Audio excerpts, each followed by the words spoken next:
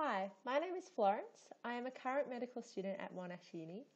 In 2014, I completed the UMAT, and with the help of MedEntry, I obtained a score in the 100th percentile.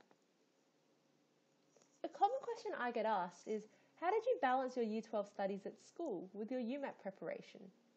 And so this video will cover how to plan your UMAT preparation time and how to use the resources on the MedEntry LMS to maximise your use of your time.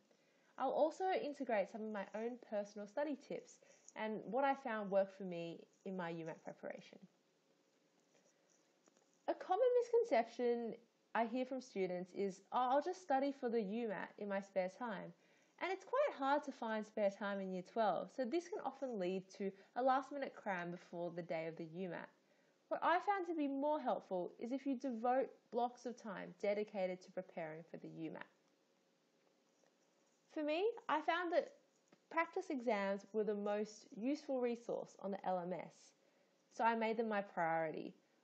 I would recommend deciding how many practice exams you want to do and then spreading them out between when you start your UMAT preparation and roughly 1 to 2 weeks before the day of the UMAT.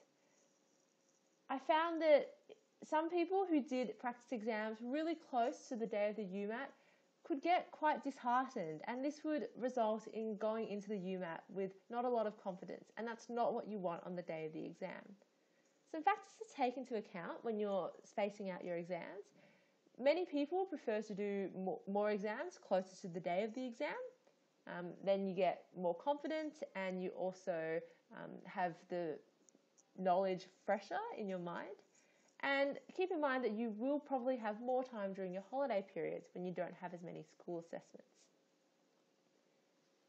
I often get asked, how much time should I allow for each practice exam? And the answer is not 3 hours. The answer is not just the length of the exam.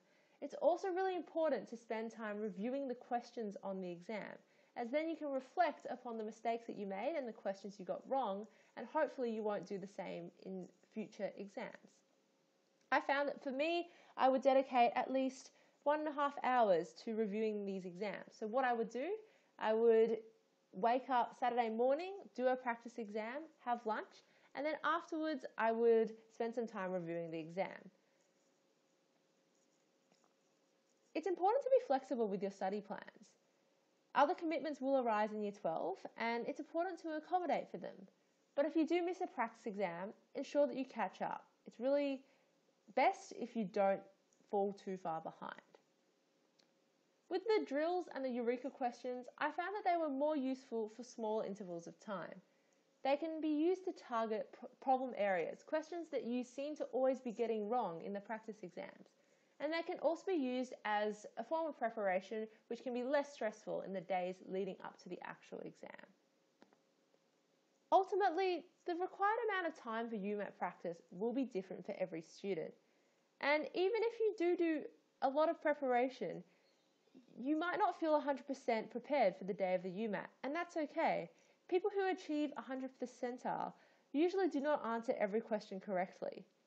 But with good time management and good preparation, this can help you to go into the exam with a lot of confidence and feeling well equipped. Good luck!